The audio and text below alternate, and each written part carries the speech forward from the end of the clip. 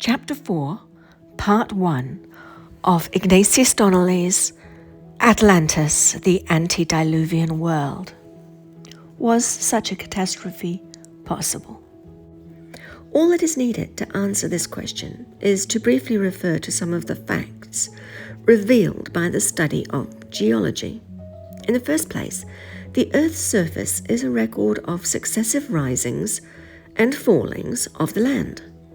The accompanying picture represents a section of the anthracite coal measures of Pennsylvania.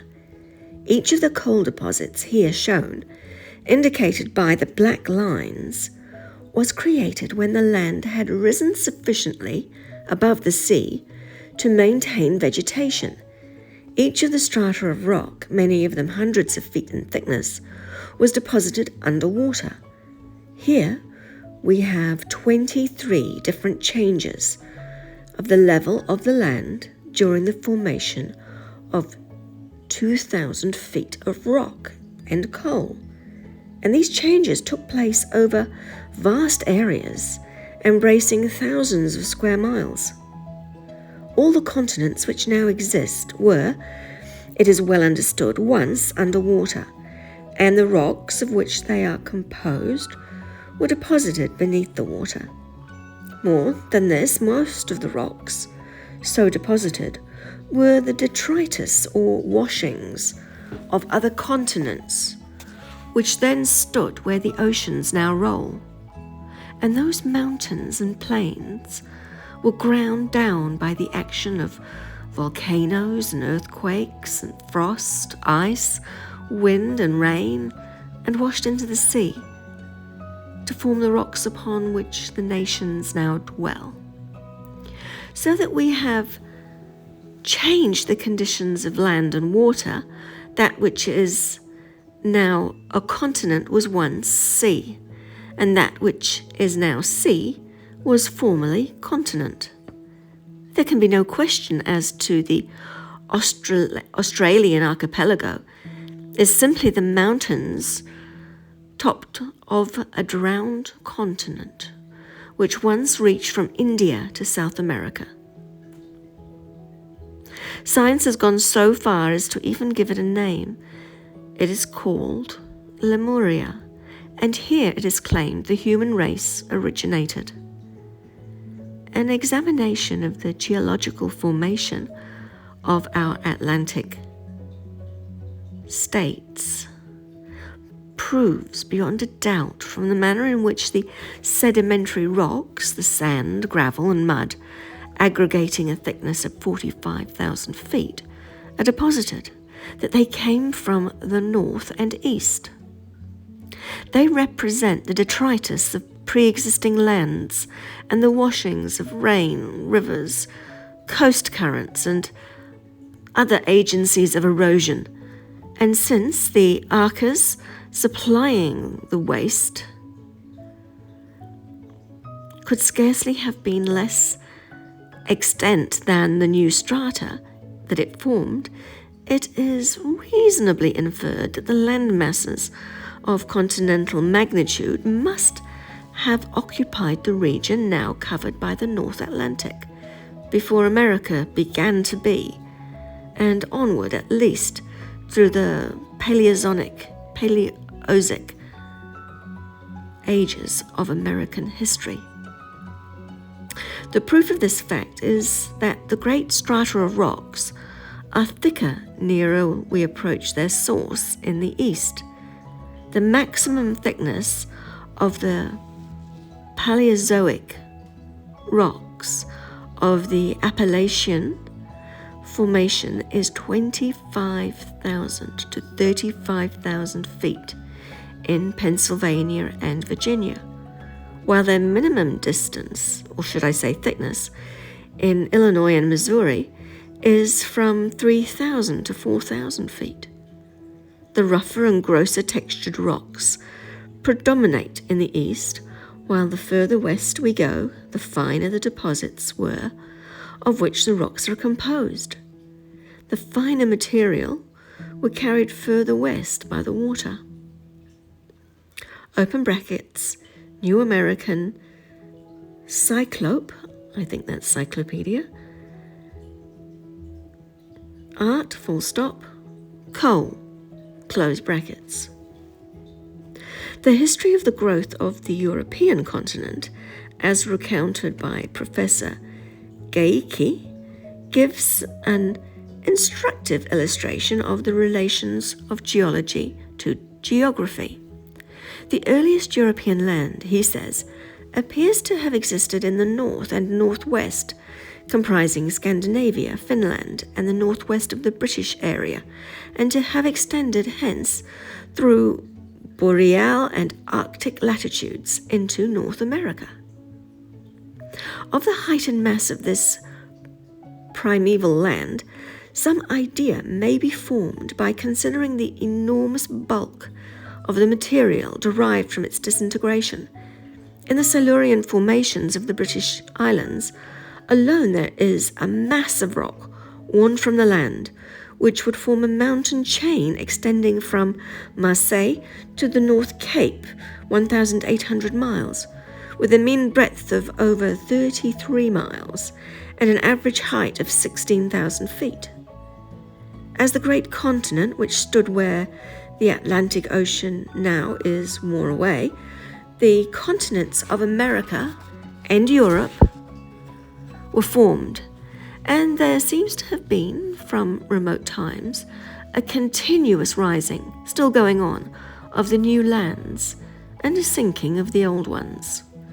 Within 5,000 years, or since the age of the polished stone, the shores of Sweden, Denmark, and Norway have risen from 200 to 600 feet.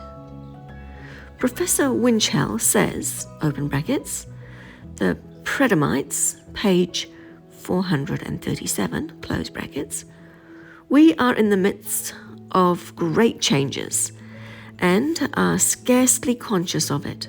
We have seen worlds in flames and have felt a comet strike the earth. We have seen the whole coast of South America lifted up bodily 10 or 15 feet and let down again in an hour. We have seen the Andes sink 220 feet in 70 years. Vast transpositions have taken place in the coastline of China. The ancient capital, located in all probability in an accessible position near the center of the empire, has now become nearly surrounded by water, and its site is on the peninsula of Korea. There was a time when the rocky barriers of the Thracian Bosphorus gave way and the Black Sea subsided. It had covered a vast area in the north and east. Now this area has become drained and was known as the ancient Lectonia. It is now the prairie region of Russia and the granary of Europe. There is ample geological evidence that at one time the entire area of Great Britain was submerged to the depth of at least 1,700 feet. Over the face of the submerged land were strewn thick beds of sand, gravel, and clay, termed by geologists the Northern Drift. The British Islands rose again from the sea, bearing these water deposits on their bosom. What is now Sicily once lay deep beneath the sea. It subsequently rose 3,000 feet above the sea level. The desert of Sahara was once underwater.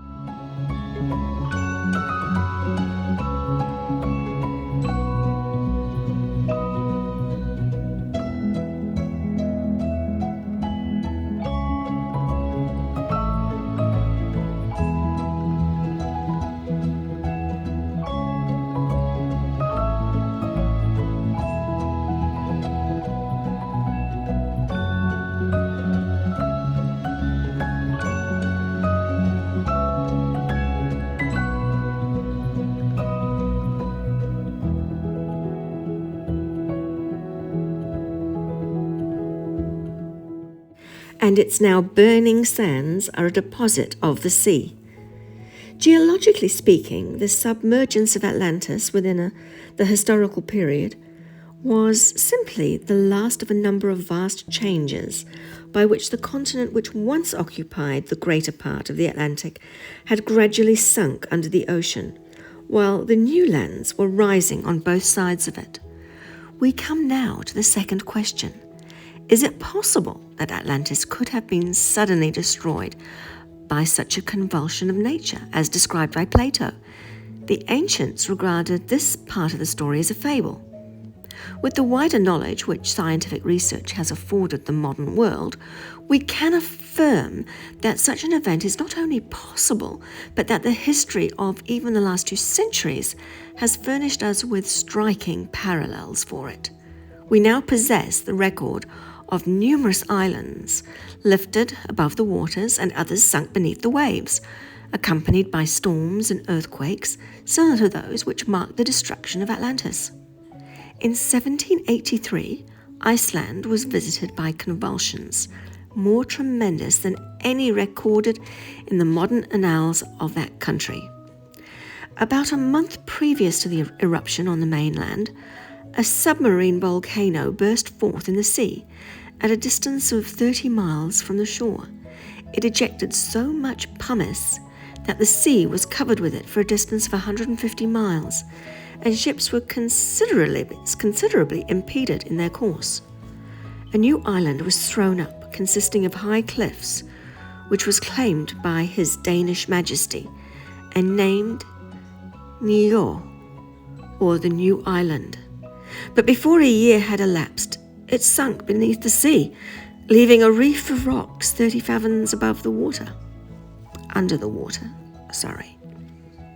The earthquake of 1783 in Iceland destroyed 9,000 people out of a population of 50,000.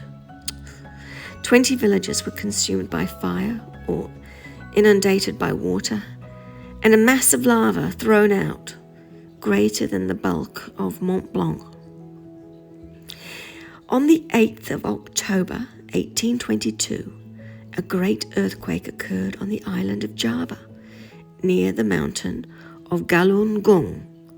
A loud explosion was heard, the earth shook, and immense columns of hot water and boiling mud, mixed with burning brimstone, ashes, and lapilli of the size of nuts, were projected from the mountain like a waterspout, with such prodigious violence that large quantities fell beyond the river Tandoi, which is 40 miles distant. The first eruption lasted nearly 5 hours, and on the following days the rain fell in torrents, and the rivers, densely charged with mud, deluged the country far and wide. At the end of 4 days, on October the 12th, a second eruption occurred, more violent than the first, in which hot water and mud were again vomited, and great blocks of basalt was thrown to the distance of 7 miles from the volcano. There was at the same time a violent earthquake. The face of the mountain was utterly changed. Its summits broke down, and one side, which had been covered with trees, became an enormous gulf in the form of a semicircle. Over 4,000 people were killed and 114 villages destroyed. Open brackets, Lyell's Principles of Geology, page 430, close brackets. In 1831, a new island was born in the Mediterranean, near the coast of Sicily. It was called Graham's Island. It came up with an earthquake and a waterspout 60 feet high and 800 yards in circumference, rising from the sea. In about a month, the island was 200 feet high and 3 miles in circumference. It soon, however, sunk beneath the sea. The Canary Islands were probably a part of the original empire of Atlantis. On the 1st of September, 1730, the earth split open near Yaira in the island of Lanzarote. In one night, a considerable hill of ejected matter was thrown up. In a few days, another vent opened and gave out a lava stream which overran several villages. It flowed at first rapidly like water, but became afterwards heavy and slow like honey. On the 11th of September, more lava flowed out, covering up a village and precipitating itself with a horrible roar into the sea. Dead fish floated on the waters in indescribable multitudes, or were thrown like dying on the shore. The cattle throughout the country dropped lifeless to the ground, suffocated by putrid vapors, which condensed and fell down in drops. These manifestations were accompanied by a storm such as the people of the country had never known before. These dreadful commotions lasted for 5 years. The lava thrown out covered 1/3 of the whole island of Lanzarote. The Gulf of Santorin in the Grecian archipelago has been for 2,000 years a scene of active volcanic operations.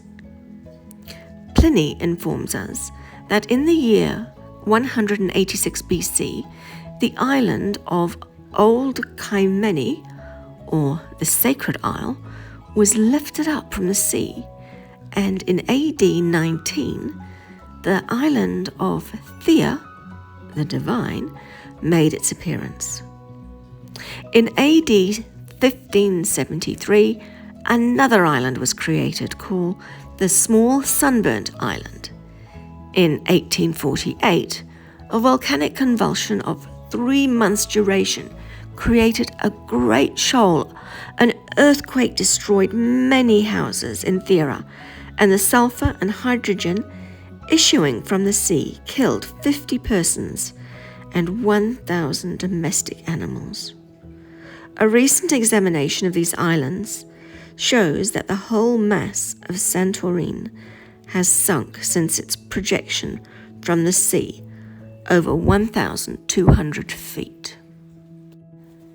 The fort and village of Sindri on the eastern arm of the Indus above Lakput was submerged in 1819 by an earthquake, together with a tract of country 2,000 square miles in extent. In 1828, Sir A. Burns went in a boat to the ruins of Sindri, where a single remaining tower was seen in the midst of a wide expanse of sea. The tops of the ruined walls still rose 2 or 3 feet above the level of the water, and standing on one of these, he could behold nothing in the horizon but water, except in one direction, where a blue streak of land to the north indicated the Ula Bund. This scene, says Lyell in the Principles of Geology, page 462, presents to the imagination a lively picture of the revolutions now in progress on the earth. A waste of waters where a few years before all was land, and only the land visible, consisting of ground uplifted by a recent earthquake. We give from Lyell's great work the following curious pictures of the appearance of the fort of Sindri before and after the inundation. In April 1815, one of the most frightful eruptions recorded in history occurred in the province of Tomboro in the island of Sumbawa, about 200 miles from the eastern extremity of Java. It lasted from April 5th to July of that year, but it was most violent on the 11th and 12th of July. The sound of the explosion was heard for nearly 1,000 miles. Out of a population of 12,000 in the province of Tombora, only 26 individuals escaped. Violent whirlwinds carried up men, horses, cattle into the air, tore up the largest trees by the roots, and covered the whole sea with floating timber. According to Raffles' History of Java, Volume 1, page 28. The ashes darkened the air. The floating cinders to the westward of Sumatra formed on the 12th of April a mass 2 feet thick and several miles in extent, through which ships with difficulty forced their way through. The darkness in daytime was more profound than the blackest night. The town, called Tomboro, on the west side of Sumbawa, was overflowed by the sea, which encroached upon the shore, so that the water remained permanently 18 feet deep in places where there was land before. The area covered by the convulsion was 1,000 English miles in circumference. In the island of Amboina, in the same month and year, the ground opened, threw out water, and then closed again, according to Raffles' History of Java, Volume 1, page 25.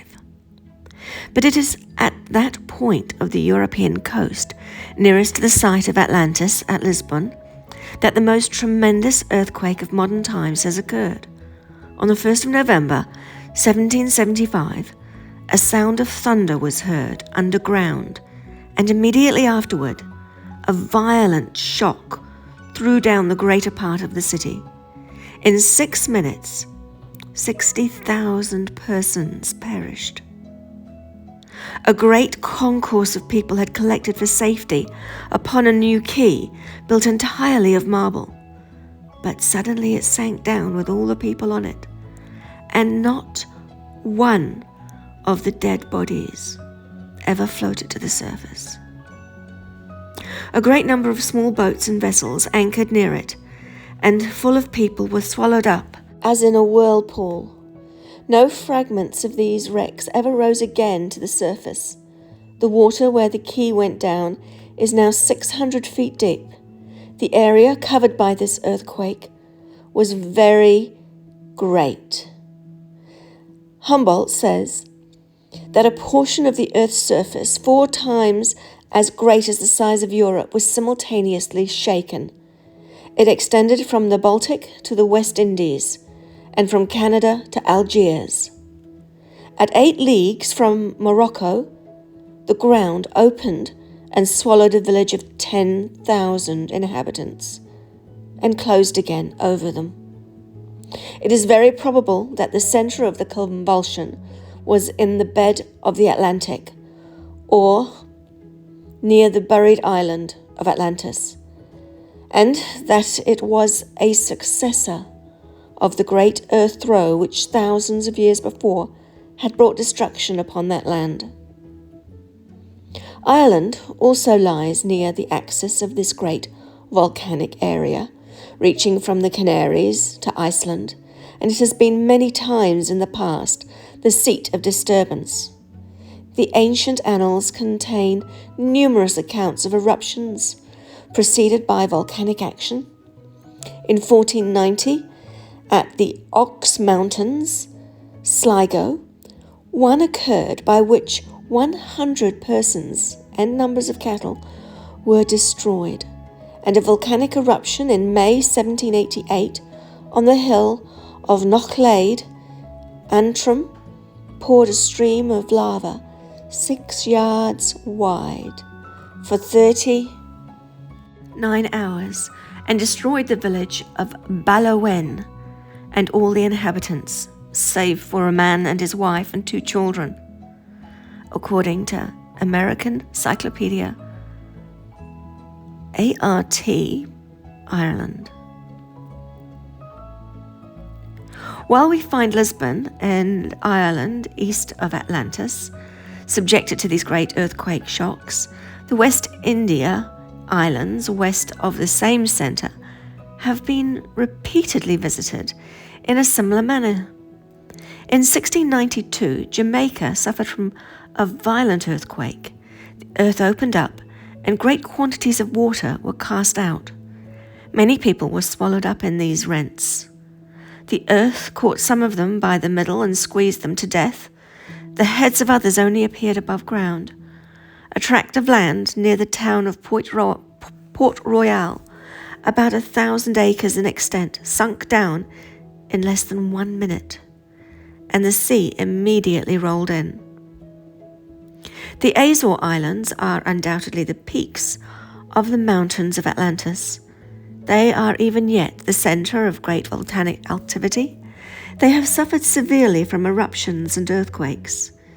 In 1808, a volcano rose suddenly in San Jorge to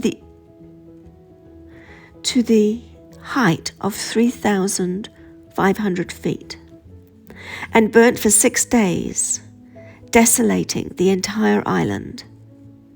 In 1811, a volcano rose from the sea near San Miguel, creating an island 300 feet high, which was named Sambrina, but which soon sunk beneath the sea.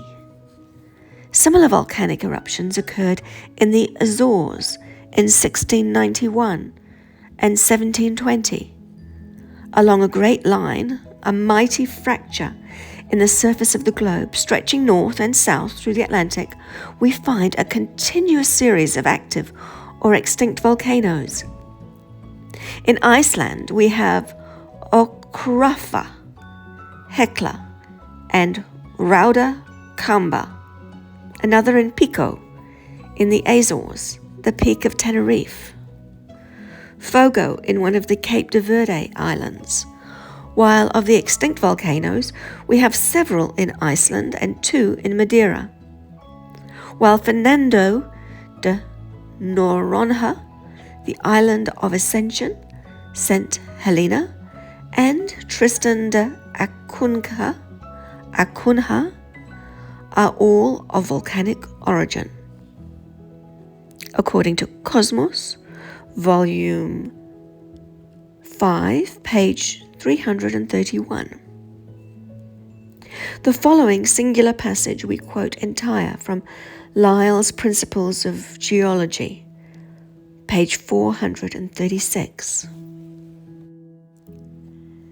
In the Nautical Magazine for 1835, page 642, and for 1838, page 361, and in the Comtes Orendos, April 1838, accounts are given of a series of volcanic phenomena, earthquakes, troubled water, floating scoria, and columns of smoke, which have been observed at intervals since the middle of the last century in a space of open sea between the longitudes 20 degrees and 22 degrees west, about half a degree south of the equator.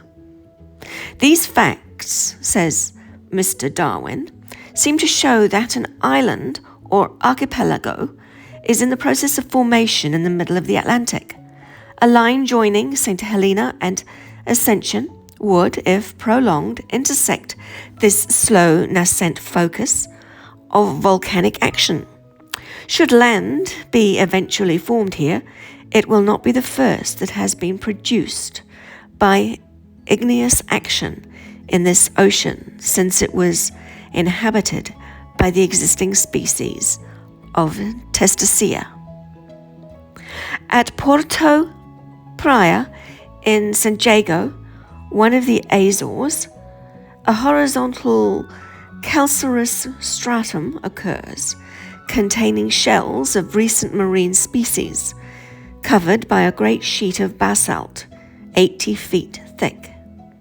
It would be difficult to estimate, too, highly, the commercial and political importance which a group of islands might acquire if, in the next 200 or 300 years, they should rise in mid-ocean between St. Helena and Ascension.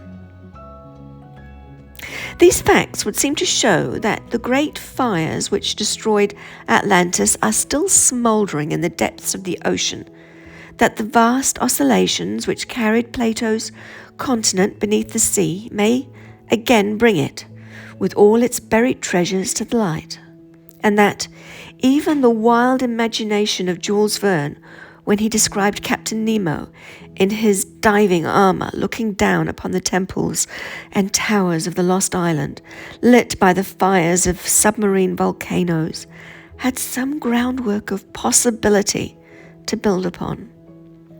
But who will say, in the presence of all the facts here enumerated, that the submergence of Atlantis in some great world-shaking cataclysm is either impossible or improbable? As will be shown hereafter when we come to discuss the flood legends, every particular which has come down to us of the destruction of Atlantis has been duplicated in some of the accounts just given. We conclude, therefore, 1. That it is proven beyond question by geological evidence that vast masses of land once existed in the region where Atlantis is located by Plato, and that there was therefore such an island that must have existed. 2. That there is nothing improbable or impossible in the statement that it was destroyed suddenly by an earthquake in one dreadful night and day.